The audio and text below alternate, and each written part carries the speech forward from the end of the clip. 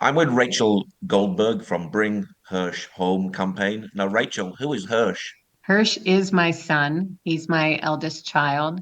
He is 23 years old and he is currently being held hostage in Gaza.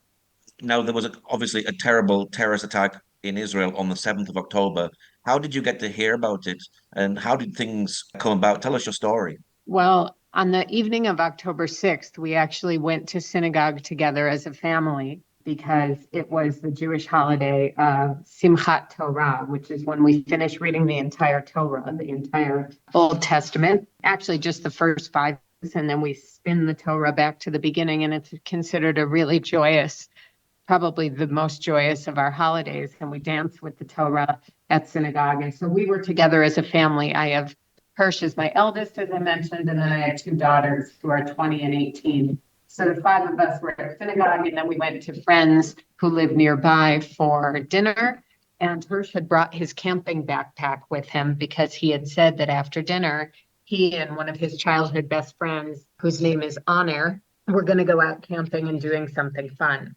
So around 11 p.m. on Friday, October 6th, he kissed my husband, John. He kissed me and he said, I love you. I'll see you tomorrow. And that was 143 days ago. The next morning, my husband left for synagogue at 7:30 in the morning. And I was having a cup of tea and was going to join him a bit later. And right around 8 o'clock, there were bomb sirens that went off in Jerusalem, which is where we live. And that's quite unusual. So I woke up my two daughters who were still sleeping, and we got into our bomb shelter, which is located in our apartment. Every apartment in Israel actually has a bomb shelter in the newer buildings built into the actual apartment itself. And in older buildings, they have a communal one for the whole building, usually in the ground floor or basement. So the girls and I got into our bomb shelter. We waited 10 minutes, which is the protocol. We didn't hear any explosions and we came out. Normally, I don't use my phone on the Jewish Sabbath or any technology like TV or radio, but because I knew it was a question of life or death, because I knew Hersh and Aner were camping out somewhere outside and that there were rockets falling somewhere in the country, I did turn on my phone so that I could contact him. And as soon as I turned on my phone at 8:20, two WhatsApp messages popped up that had been received at 8:11. They were both from Hersh to the group that I have with he, John, and me, the three of us together. And the first message said, I love you. And the second message said, I'm sorry. So immediately I knew something horrible was happening. I tried to call, he didn't answer. I texted him back, are you okay? Let me know you're okay. He never obviously replied to any of those. And what we came to find out is that Honor and Hersh were at the Nova Music Festival with about 3,000 other young people, crunchy granola hippie, type of young people. And when the massacre began, which ultimately that massacre killed 367 of those young people from that festival, Hersh, Honor, and two other young people managed to escape into a car. They couldn't get the car to go north because there were Hamas gunmen lining the road, shooting everyone coming toward them in cars. So they made a U-turn and there were rockets falling. And so they stopped the car and ran into a roadside bomb shelter, which a lot of these young people did. There turned out to be 29 young people from the festival smashed into a 2 meters by a 1.80 meter bomb shelter. So you can imagine how squished and packed they were in there, that small space. Hamas came to the doorway. They threw in hand grenades, which Aner managed to toss out 7 of them, which was incredible. But on the 8th one, while it was in his hand, it exploded and killed him. And then Hamas came to the doorway and threw in another 3 hand grenades, which detonated. And then they sprayed the room with machine gun fire. So most of those young people were dead. Some were, fortunately, which I say ironically, but fortunately, they were trapped under the dead bodies because they were allowed to pretend that they were dead. And there were 3 or 4 young men, it's not clear, who were slumped against the opposite wall, who were all wounded, but clearly alive. They couldn't pretend to be dead. Hersh was one of those. And Hamas gunmen came in and they told the young men to stand up. And when they stood up, all of the people who were peeking out from underneath the dead bodies, we spoke to four of those witnesses. They told us that Hersh's left arm from the elbow down had been blown off. He had something tied around the stump. They didn't know if it was a t-shirt, a piece of fabric. They didn't know what that was. And three of those young men, at least three we know of, were marched out and put on a Hamas pickup truck that headed toward Gaza. And our last phone cell signal from Hersh came from within Gaza at 10:25 in the morning, Saturday morning, October 7th. And then subsequently, a week later, we were on an interview live with Anderson Cooper from CNN. And at the end of the interview, he actually said, "I'm going to call you guys now." We didn't know why he would do that. And he called and he told us that he had footage of the actual abduction of Hersh because he had gone to the Nova site to do a documentary for CNN about the music festival and the massacre that happened there. And while he was down there and he was looking at the bomb shelters, Israeli soldiers came over and he was interviewing some of them. And one of them shared with him a GoPro camera that they had found that had fallen off one of the helmets of one of the Hamas gunmen. And that is the footage that, among other pieces of, what happened that morning, there's this section where Hersh and we see two other young men being taken from the bomb shelter. Hersh is walking on his own 2 feet at gunpoint, but he gets himself up onto the pickup truck. And when he turns to sit down is when you can see the stump of his left arm, what was his left arm from the elbow down, with some jagged bones sticking out. And I'll just mention that Hersh is actually left-handed, so that was his dominant arm. And that is what happened to our family on October 7th. And it's been 143 days of us living on another planet. You haven't heard anything about him since, so you don't know if he's alive or dead. Well, we know that the presumption is that he is alive. Mm. From what we understand from Israeli intelligence, that morning, the earlier you were kidnapped and the younger you were, the more that they tried to save you, because hostages are much more valuable alive. And Hersh was, we received those texts at 8:11 with him saying, "I'm sorry." So clearly he knew he was in trouble. I think he actually was thinking that he was going to die. And I think he was apologizing because he knew we were about to suffer horrible agony and misery, which is correct. And we know that he was taken early. There were people taken in the afternoon. And then I think medical care was much harder to get. We know from the hostages that were released at the end of November that many of them were treated by veterinarians because there just was a shortage of regular medical care. But we have been told by the intelligence units that unless you hear active, confirmation of your loved one being dead, which a lot of people tragically have that confirmation, that the working assumption is that they are alive. So, and as you can imagine, as a person of faith and as a parent, and, we try to remain optimistic and we try to remain hopeful and we pray all day, every day, for this to end with a good ending. We're aware that not just the hostage families are suffering horribly. I mean, there are hundreds of thousands of innocent Gazan civilians who are suffering horribly, horribly, horribly. And, we're very aware that this is a global humanitarian crisis, what is now happening. Has life stopped for you and your family since October the 7th?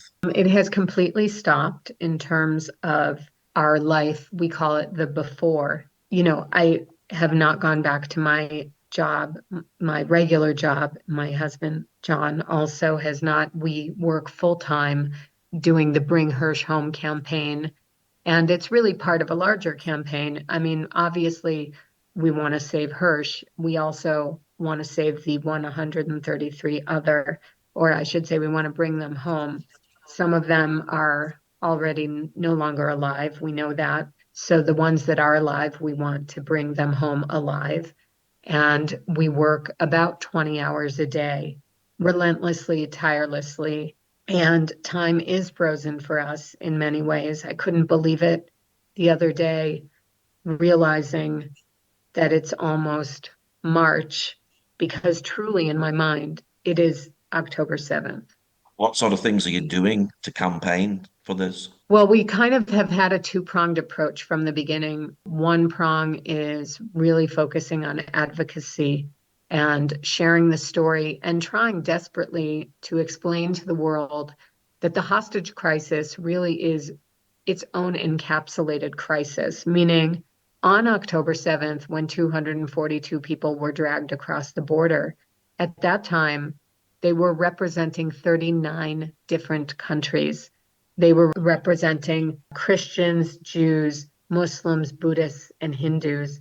The youngest hostage was a 9-month-old baby named Kfir, and the oldest hostage was an 87-year-old grandmother who actually also was a Holocaust survivor. At this point, after the releases that have taken place, there are 134 hostages being held that represent 19 different nations. And still, all 5 of those religions are being held there. Kfir has celebrated his first birthday, if you could call it celebrated, at the end of January. So now the youngest hostage, Kfir, is now 1 year old. And the oldest hostage is 86. The 87-year-old Holocaust survivor was actually released in the first deal that happened at the end of November. So we've tried very hard to advocate that this is a unique situation and the world should be dealing with this in a very different way. I have the strong belief that if those exact people, if that exact demographic that I just described had been kidnapped and taken to Dallas, Texas, that the whole world would have shown up on October 8th or 9th. Just like, remember a few years ago, there was that soccer team of young boys from Thailand who somehow got trapped in a cave somewhere. And the whole world showed up to try to help save them. And it took many weeks, but they were able to save them. I think the tragic misfortune for the group of hostages that were taken is that they're being held in a place that is a very complicated place that does have a loaded background. We have had problems for, many years too long with our neighbors in Gaza. And it is a complicated, and certainly now, I mean, it's a complete humanitarian crisis, what's happening in Gaza.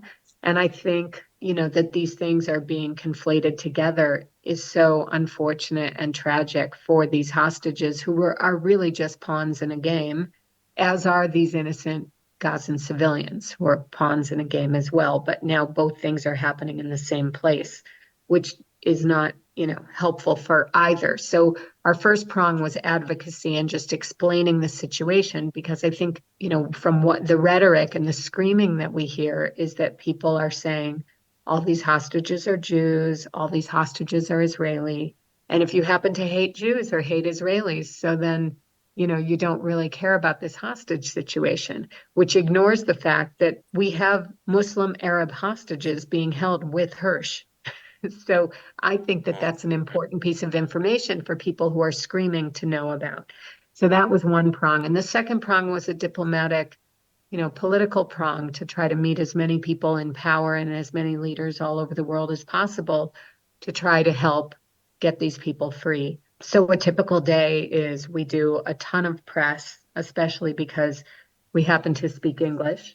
Both my husband and I were born and raised in Chicago, and Hersh was born in Berkeley, California. He's a dual American Israeli citizen. We lived in Richmond, Virginia, which is near Washington, D.C., for 4 years. And then right before Hersh turned 8, we moved to Israel. So we very much have a foot in both worlds in terms of our English speaking.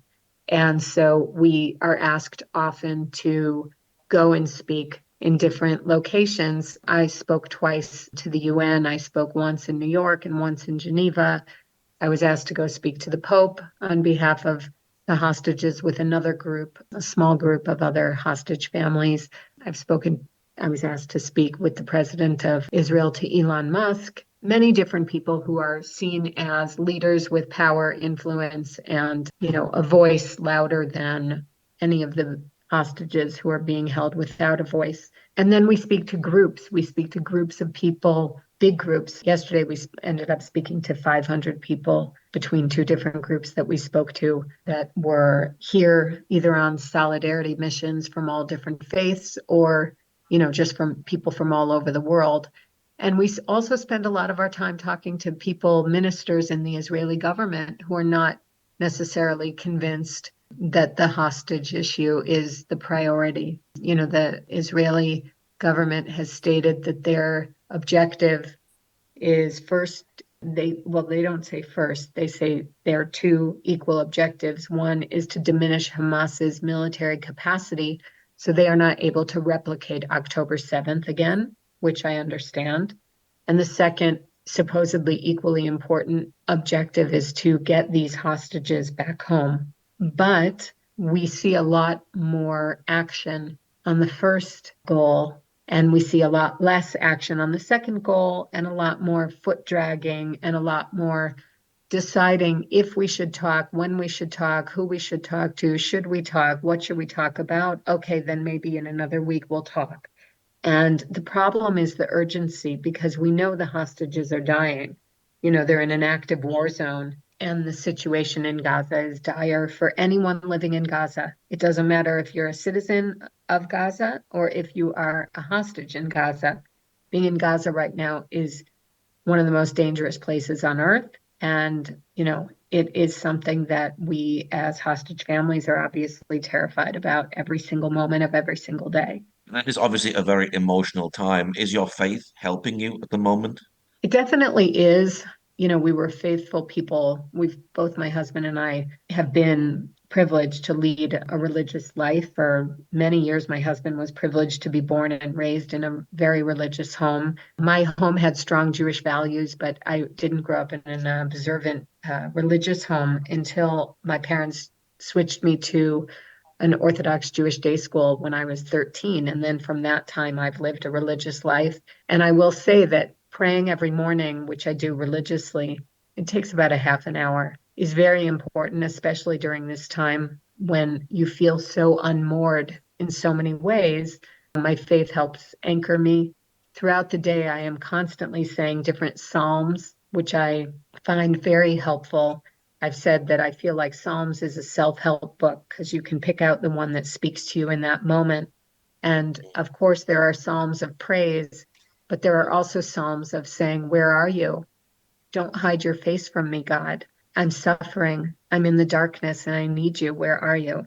And so that's very validating. And I will say that the Christian community has been absolutely beautiful, supportive, loving, and has completely shown up for us. And I will be forever eternally grateful to our Christian friends and neighbors around the world of all different brands of Christianity that have reached out to embrace us and embrace Hersh and the other hostages and to pray for them.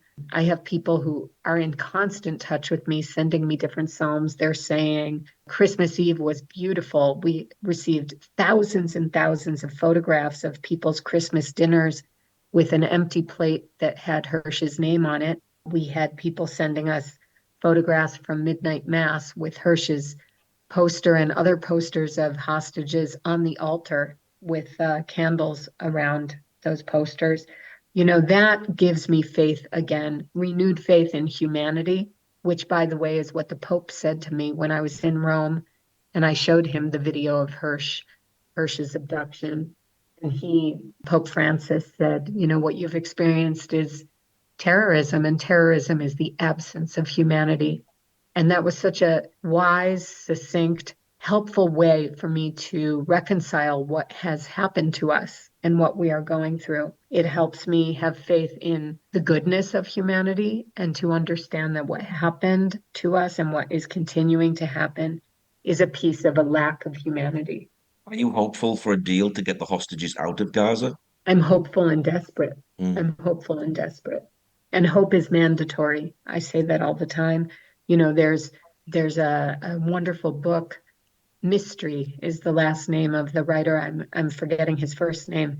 A Fine Balance. It's a beautiful book about India. And the fine balance he describes is the fine balance between hope and despair. And I'm desperately trying to stay on the side of hope.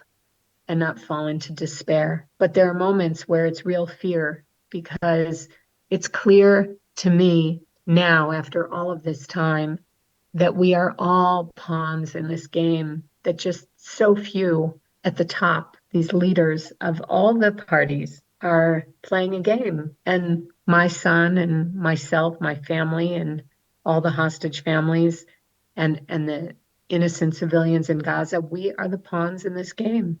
And we have no say. We are just being played with until those leaders who all have different interests iron out and decide when the game will be over. And at that point, I don't know how many people will still be left alive. Were you boosted in your encouragement when the first lot of hostages came out? Oh, very much. That was wonderful. And Mm. we had been told beforehand that Hersh would not be part of that deal because that deal was for women, children, babies. And so we knew that, but we celebrated each life because every life is a world unto itself. And we saw these universes walking back across the border into their family's embrace. And at that point, we had already gotten to know many of those families. So when we saw our friend Moshe's wife and daughter come back to him, I mean, we were just elated. And when we saw our friend Yair's sister and niece come back to him, we just absolutely celebrated that and would pray so fervently. We continue to pray for a replication of that. It was very good for both sides. It stopped the fighting, it let in the humanitarian aid that was so desperately needed, and it let many of these hostages, I think the total number was 104 innocent women, children, babies, came home to their families. Are the hostage families encouraging each other? We are, but we're also broken and traumatized. So we're a Mm. community of people who are in agony. I mean, at all times, it's like having a branding iron searing into your back. Someone's holding a branding iron onto you. So it's a little bit difficult, to remain strong for each other because we're experiencing such excruciating agony. But we certainly are trying. And, we also know what each other is going through, which I think is somewhat helpful because regular people come up to me all the time, every day, and say, I can't imagine what you're going through. And I always say, I also can't imagine what I'm going through. But at least there are other families who are going through the same thing. And we look at each other, and there's just a knowing understanding that we all have the same visceral pain. What's so interesting is that the pain is emotional, psychological, and physical and existential and spiritual. I mean, there's so many levels and layers to what we are experiencing. It is such a unique form of torture. How can the Christian community pray for you and your family at this time? Oh, well, I keep praying, first of all, obviously, nothing is impossible for the Lord. Mm. So, anything that he wants to do to save these hostages, we pray that God reaches out and saves these hostages. I think I pray often for the insight and wisdom of our leaders and for them to find their humanity and put a stop to this today. Today. They could stop this today. And I pray for them to stop this today. I pray for them to find the courage and the grace to stop this today. And I pray for Hersh to stay strong and to survive and to come home alive today, along with all the other beloved hostages. And that's really what the Christian community can keep praying for, keep holding us up, praying for our strength to keep on going. There are, there are parents who are in such a bad place, and wives and parent and grandparents and children of hostages who are in such a bad place that they're having trouble functioning. They can pray for their strength. I believe in the power of prayer. I know it works. I feel it working. And I really believe that Hersh will come home. And I pray that the next time I talk to you, Paul, that you'll get to talk to him. Mm. That would be lovely. Well, Rachel, Thank you so much for sharing today. And the Christian community are praying for you. We are so grateful and gracious and thankful for it. And please don't stop.